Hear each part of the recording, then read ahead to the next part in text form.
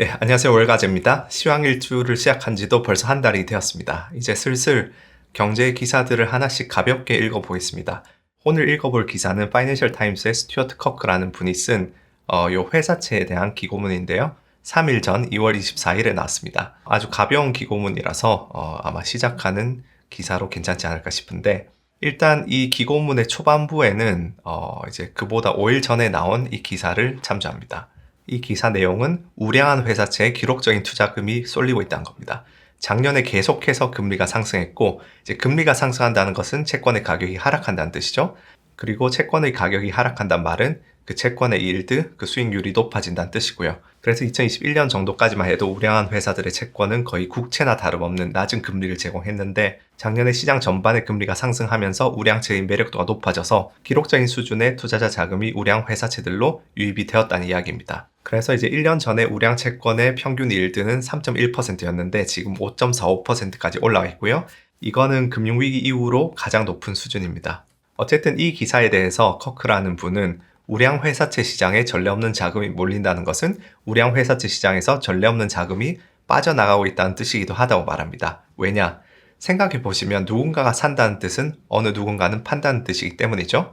그런 IPO 시장 같은 그런 처음 발행하는 시장도 아니고 이미 발행된 증권을 매매하는 유통시장에서 어떤 펀드가 1조의 자금으로 우량 회사채를 샀어요.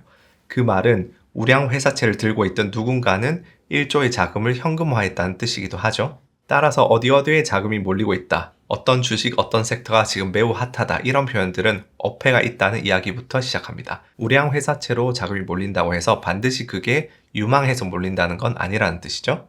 한편 그는 지금 회사채에 투자하는 것에 대해서 부정적인 입장인데요. 그 이유는 두 가지로 요약됩니다.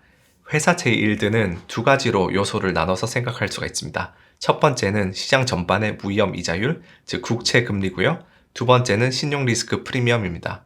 국채 금리에 연동해서 회사채 금리도 움직이는데 국채보다 더 위험한 만큼의 프리미엄이 붙는 것이죠.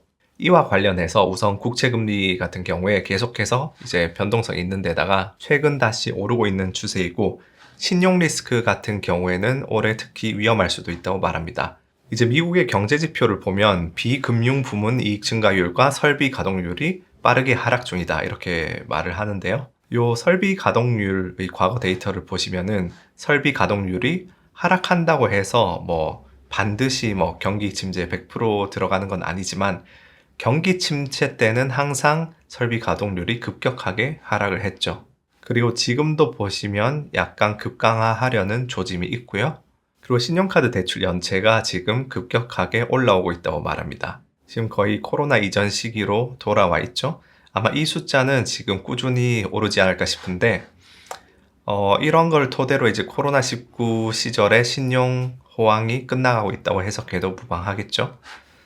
그래서 이 커크라는 필자가 마지막에 매우 이제 중요한 얘기를 합니다. 주식의 시장 가격이나 수익 마진의 경우에는 자주 가격이 왔다 갔다 하고 조정을 받기도 하는데, 회사채 시장의 부도율은 계속 0%에 그렇게 가깝게 머물고 있다가 갑자기 펑 하고 터져버리는 습성이 있다는 거죠.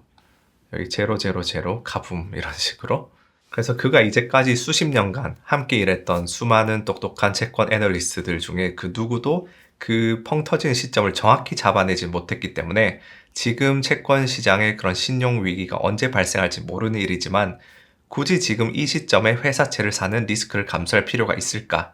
그렇게 이제 의문을 던지면서 기고문을 끝맺습니다. 그래서 사실 한 줄 요약하면은 지금 시장 전반의 신용 리스크에 비해서 아직도 채권 금리가 너무 낮으니까 투자를 조심해야 한다는 얘기라서 그리 영향가가 없을 수도 있는데, 굳이 이 기사를 오늘 이제 언급한 이유는 어쨌든 첫 번째 기사를 다루는 거기 때문에 가볍게 가고 싶기도 했고, 또 뭔가 당연하게 생각되는 명제도 뒤집어서 생각해 보자는 의미에서 꺼내봤습니다. 어딘가에 자금이 몰리고 있다는 이야기를 들었을 때 그게 발행 시장이라면, 예를 들어서 IPO나 주택 청약 그런 거에 사람들이 몰린다면은 그 상품이 굉장히 핫하고 그 영역으로 새로운 자금들이 막 들어오는 것이겠지만, 그게 아니고 이미 발행된 증권, 주식시장처럼 이미 이제 존재하는 상품이 서로 거래되는 시장에서는 그 매수자만큼 또 매도자들은 그 똑같은 액수의 현금을 현금화하고 있는 시점일 수도 있다. 엑시트하고 있는 시점일 수도 있다. 그런 것이죠. 이런 식으로 뭔가 당연한 사실을 항상 뒤집어서 생각해보는 훈련이 굉장히 본인의 투자 실력에는 중요하다고 생각합니다. 내가 뭔가를 좋아 보여서 100달러에 산다는 말은 다른 누군가는 100달러면 고평가되었다 생각해서 팔고 있다는 의미겠죠? 거래라는 것은 매수자와 매도자 두 명이 만나서 이루어지니까요. 그래서 기사 하나만 더 보고 가겠습니다. 지금 이 기사 같은 경우에는 에코 버블에 대해서 이야기를 하는데요. 에코는 메아리죠. 산에서 소리를 지르면은 되돌아오는 그런 메아리. 그래서 기사를 짤막하게 요약하면은 최근 한 3개월 동안 많은 자산들이 급상승을 했습니다. 예를 들어서 비트코인은 60% 상승하고 중국 기술주는 50%, 스포티파이나 리프트처럼 수익이 하나도 없는 기술주가 또다시 40% 상승하고 친환경주 20% 상승하는 등의 움직임을 보였는데 이런 움직임은 지금 이 필자가 얘기하기로는 코비드 그 당시에 가장 핫했던 투자 상품들에서 일어나는 전형적인 에코 버블이라는 주장을 합니다. 코로나19 때의 큰 버블이 지금 터지고 있는 와중에도 그 당시에 크게 재미를 봤던 종목들에 대한 그 기업 때문에 사람들이 그 종목들에 지금 약간 숨쉴 구멍이 나니까 다시 달려드는 현상. 그걸 에코 버블이라고 하는데요. 크게 이제 소리 지르고 나면은 작게 이제 에코가 돌아오는 것처럼. 그리고 이 에코 버블은 지난 한 세기 동안 존재했던 10개의 그런 대형 버블에서 하나같이 관찰되었던 현상이라 합니다. 1920년대의 주식 버블, 60년대의 대형주, 70년대 원자재, 80년대 일본 주식, 90년대 닷컴 버블, 그리고 지난 10년간의 중국 주식. 그리고 그런 버블들의 패턴을 관찰해보면 최고가를 찍기 전 마지막 12개월 동안 보통 2배 가까이 상승해서 그런 버블이 형성되고 통화 긴축을 통해서 터지게 되는데 평균적으로 이제 바닥을 찍는데 한 3년, 드로우다운은 이제 70% 정도였다고 하고요. 고점에서 35% 이상 이제 가격이 터지는 순간 되돌아갈 수 없는 그 지점을 거친다고 합니다. 그런데 그 버블이 터지는 과정에서 과거 10개들의 버블들에서 하나같이 터지는 기간 동안 최대 4개까지 에코 버블이 관찰된다고 합니다. 에코 버블이라는 게 사실 데드캣 바운스랑 비슷한 의미겠죠? 그리고 이 필자 같은 경우에는 그 버블이 터지는 하락장에서 20% 이상 급상승하는 구간을 에코 버블이라고 이제 정의하고 있는데 닷컴 버블 때 같은 경우에는 3번 정도의 에코 버블이 있었고 가장 큰 에코 버블에서는 나스닥이 50%가량 상승하는 모습을 보였다고 합니다. 그리고 필자는 지난 몇 년간의 크립토나 뺑 빅테크 버블도 과거 패턴을 지금 그대로 따르고 있다고 주장합니다. 고점을 찍기 전에 12개월간에 이제 2배 이상 가격 상승이 있었고 그때부터 지금 35% 이상 하락한 상태죠. 그래서 그런 얘기를 하면서 지금 지난 3개월의 상승장이 에코 버블이다. 지금은 버블이 터지는 과정이다. 이런 이야기를 하고 있는데 근데 보통 이런 류의 기고문들은 절반 정도는 듣고 절반 정도는 흘리면 됩니다. 기본적으로 과거 패턴이나 마켓 사이클을 분석해서 현재에 적용하는 식의 분석은 분명히 매우 유용합니다. 하지만 동시에 모든 사이클에는 제각각의 고유한 차이점이 있습니다. 그래서 이분이 이야기한 그런 에코 사이클이라는 개념에 대해서는 심사숙고하고 본인 스스로 사고해 볼만 하지만 과거 10번의 버블의 패턴이 이랬다. 따라서 이번에도 똑같이 그럴 것이다. 그렇게 너무 단순하게 단정 지어버리는 것은 좀 부주의한 태도라고 생각하고요.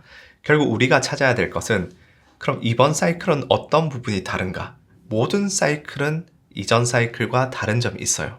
그걸 우리가 찾아보고 심사숙고하면서 이제 생각을 해봐야 될 부분이겠죠. 저는 개인적으로 3가지를 꼽자면 4차 산업혁명, 그리고 미중 패권 전쟁, 그리고 달러 기축통화로서의 지금 흔들림 이렇게 3가지라고 생각하는데 한 번쯤은 이런 컨텍스트에서 생각을 깊게 해볼 거리들이라 생각합니다. 어쨌든 전체적인 시황을 한번 들여다보겠습니다. 일단 이번 주 시황은 짤막하게 해도 될 것 같은 게 지난주 레토릭에서 그렇게 변한 부분이 없다고 생각합니다. 이제까지 이제 시황 일주에서 해왔던 얘기의 반복일 것 같아서 간단히 하겠습니다. 시황 같은 경우도 너무 지나치게 매일 이렇게 집착하듯이 매일 들여다보는 것도 좋지는 않거든요. 일단 먼저 지난주 경제 지표 중에서 중요했던 지표들을 살펴보면은 FOMC 의사록, PC 인플레 지수, 미시간 소비자 센티먼트 이렇게 3가지 정도가 있었는데요. 먼저 FOMC 의사록 같은 경우에는 살짝 더 매파적인 코멘트들이 늘어났는데 대다수 위원들이 이제 0.25% 인상을 지지하는 한편 몇몇이 0.5%를 이야기했습니다. 그런데 이제 지난번 FOMC 미팅에 비해서 특별히 새로운 정보들은 없었다고 보여지고요. 지금 이제 그 3월 22일 FOMC 금리 인상에 대해서 시장 참여자들 컨센서스는 72%가 0.25% 인상이고 28% 정도가 0.5% 인상을 예상하고 있고요.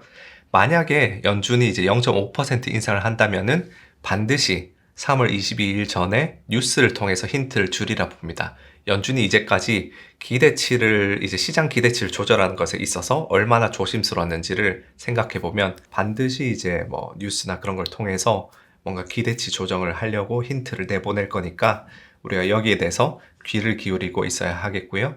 그 다음에 이제 경제지표 중에서 이제 또 다른 악재는 PC 프라이스 인덱스였죠. 인플레 지수. 지금 코어 PC 그 인플레 지수가 4.3% 예상이었는데 그걸 상회하는 4.7%가 나와서 지금 시장을 지배하는 화두인 인플레 면에서 악재였습니다. 마찬가지로 미시간 소비자 센티먼트 같은 경우에도 예상치보다 높게 나와서 그런 면에서 이제 악재겠죠. 그래서 뭐 시장 보시면 일단 주식 시장은 전반적으로 하락세를 이어가고 있고요. 골드도 점점 계속 하락세가 가팔라지고 있고 달러 인덱스는 계속 이제 상승하고 있어서 지금 원화 환율은 1320을 돌파했습니다. 계속해서 뭐 급상승하고 있죠. 그래서 뭐 시황은 말씀드렸듯이 사실상 지난주와 비슷한 레파토리라서 더 크게 더 설명할 필요는 없을 것 같습니다. 그래서 이제 마지막으로 지난번에 못다한 이야기 저희가 40주간의 시황일주에서 페드 펀드 퓨처를 통해서 시장이 생각하는 금리 인상 확률을 읽는 법, 팁스 스프레드를 통해서 시장이 생각하는 인플레이션 기대치를 읽는 법, 이런 것들 조금씩 공부하고 있는데요. 그런 것들을 왜 공부하는지에 대해서 좀 생각해 보면서 이번 시간을 마무리하도록 하겠습니다. 투자를 잘한다는 것은 본질적으로 불확실성 속에서 좋은 의사결정을 내린다는 이야기입니다. 불확실성이 없는 투자는 곧 리스크가 없는 투자이고 시장 논리에 따라서 리스크가 없는 투자는 수익도 매우 낮을 수밖에 없습니다. 리스크가 없으면서 수익률이 높은 투자 상품에는 사람들이 몰려들면서 그 상품의 가격을 올리고 이에 따라서 수익률이 낮아질 수밖에 없기 때문이죠. 한편 불확실성 속에서 좋은 의사결정을 내리기 위해서는 우리는 주어진 정보를 토대로 추론을 잘 해야 합니다. 그리고 사람이 추론하는 방식에는 크게 귀납 추론과 연역 추론이 있습니다. 귀납 추론이라 함은 관찰되는 사실을 토대로 결론을 내리는 것이고요. 첫 번째 병아리도 노랗고 두 번째 병아리도 노랗기 때문에 세 번째 병아리도 노랄 것이다. 이런 식의 추론이라 할 수 있습니다. 연역 추론이라 함은 진리로 여겨지는 명제들을 토대로 특수한 결론을 이끌어내는 방식입니다. 모든 사람은 반드시 죽는다. 소크라테스는 사람이다. 따라서 소크라테스는 반드시 죽는다. 이런 식의 추론이죠. 우리가 투자를 할 때도 알게 모르게 이런 추론 방식을 사용하기 마련입니다. 퀀트 투자도 어찌 보면 귀납 추론이라 할 수 있죠. 과거 패턴을 찾아서 그게 미래에도 반복될 거라 일반화하는 방식이라 볼 수 있으니까요. 그리고 많은 애널리스트 분들도 이런 귀납법을 사용하는데 아까 다룬 그 에코 버블의 경우에도 과거 10번의 큰 버블 시장에서 전부 에코 버블이 있었으니 이번에도 있을 거라는 결론을 내립니다. 한편 연역법의 경우에는 거시경제 시황 분석을 할 때 많이 쓰입니다. 주식시장에서 일반적으로 진리라고 통용되는 명제, 예를 들어서 금리가 인상되면 주식 가격이 하락한다. 인플레이션이 높아지면 연준이 금리 인상을 한다. 실업률이 높아지면 소비가 줄어든다. 이런 명제들을 통해서 앞으로에 대한 결론을 이끌어냅니다. 투자를 잘한다는 것은 결국 불확실성 하에서 주어진 정보를 토대로 추론을 해서 최대한 확률적 우위가 있는 선택을 거듭하는 것입니다. 그러면 그런 선택을 하기 위해서는 주어진 정보가 남보다 낫거나 아니면 동일한 정보로 남들보다 더 나은 추론을 해야 합니다. 그런데 2020년대 정보력을 통해서 확률적 우위를 내기란 하늘의 별따기죠. 특히 개인의 경우에는 내부자 거래를 하지 않는 이상 이미 재무적인 정보나 경영진 발표, 뉴스 그런 거는 다 디지털화되고 보편화돼서 정보력에서 우위를 내기란 힘듭니다. 오히려 정보가 넘쳐 흐르는 그런 정보의 홍수 상태라서 그 정보들을 모두 습득할 여력이 없을 정도죠. 따라서 오늘날에 올수록 주어진 정보로 추론을 잘 할 수 있는 능력이 투자에서 빛을 발합니다. 귀납적 추론을 잘하기 위해서는 통계적인 사고에 대한 기본 개념이 확실하게 잡혀 있어야 합니다. 이게 제대로 잡혀 있지 않으면 과거 몇 가지 사례들을 과도하게 일반화하는 오류를 범할 수가 있습니다. 또한 데이터 문해력이 필요하기도 하죠. 그리고 연역적 추론을 잘하기 위해서는 주식시장에서 준진리라고 여겨지는 상식적인 명제들을 많이 습득할 필요가 있습니다. 진리가 아니고 준진리라고 부르는 이유는 금융시장에서 불변의 진리랑 굉장히 드물기 때문이죠. 인플레이션이 오면 주식시장의 악재다라는 명제도 면밀히 과거 데이터를 살펴보면 시대 상황과 다른 경제 변수들에 따라서 제각각 다르다는 걸 알 수 있습니다. 그렇기 때문에 궁극적으로는 이 두 가지 추론 방식을 혼합할 수밖에 없는데요. 애초에 주식시장은 다른 분야처럼 사람은 반드시 죽는다, 사과는 중력에 의해서 땅으로 떨어진다와 같은 그런 불변의 진리가 존재하는 것이 아니기 때문에 과거 데이터와 과거 사례들을 분석하는 귀납적인 추론을 통해서 스스로의 준 진리라고 여겨지는 명제들을 구축한 다음, 그런 명제들을 토대로 현재 시장 상황을 이제 연역적으로 추론을 해야 하기 때문이죠. 그래서 이러한 훈련들을 하기에 가장 좋은 방법은 일기 쓰기입니다. 좀 더 구체적으로는 매매일지를 쓰면 좋겠죠. 만약에 여러분이 투자를 잘하고 싶어 하면서 본인이 과거에 했던 투자에 대해서 복귀하고 사후 검토를 하지 않는다면, 마치 수능 시험을 잘 치고 싶으면서 본인이 문제집 풀다가 틀린 거에 대해서 오답 노트를 이제 필기하거나 아니면은 해설을 보지 않는 것과도 같습니다. 이 매매일지를 쓰실 때는 단순히 내가 어떤 투자를 했다, 수익률을 얼마였다, 그 정도에서 그치는 것이 아니라 내가 그 매수 혹은 매도라는 그런 의사결정에 이르기까지 내 머릿속에서 일어나는 추론의 과정을 쭉 적어야 하고요. 그 과정을 적고 나면 각각의 논리적 단계에서 연결고리로 그런 넘어간 논리들이 어떤 근거를 통해서 어떤 추론 방식으로 이루어지고 있는지를 기록해야 합니다. 그러면 굳이 사후 검토를 하지 않더라도 내가 이걸 왜 매수하는지 글로 쓰는 것만으로도 여러분은 훨씬 더 차분하고 논리적인 투자를 하실 수 있게 될 거라 생각합니다. 예를 들어서 이번에 국채를 매수 혹은 매도했는데 인플레 관련한 지표의 추이가 어떠했기 때문이고, 과거 N년의 데이터를 보았을 때 이 추이가 나오면 보통 국채 가격 추이는 어땠기 때문이다. 그리고 이번이 저번과 다른 이유는 어떻기 때문이다. 이런 식의 이제 일지를 쓰는 것이죠. 나중에는 이런 매매일지 예시도 한번 보여드리면 좋을 것 같은데, 일단 오늘 5주차 영상은 이 정도로 하고 다음 주에 또 뵙도록 하겠습니다. 감사합니다.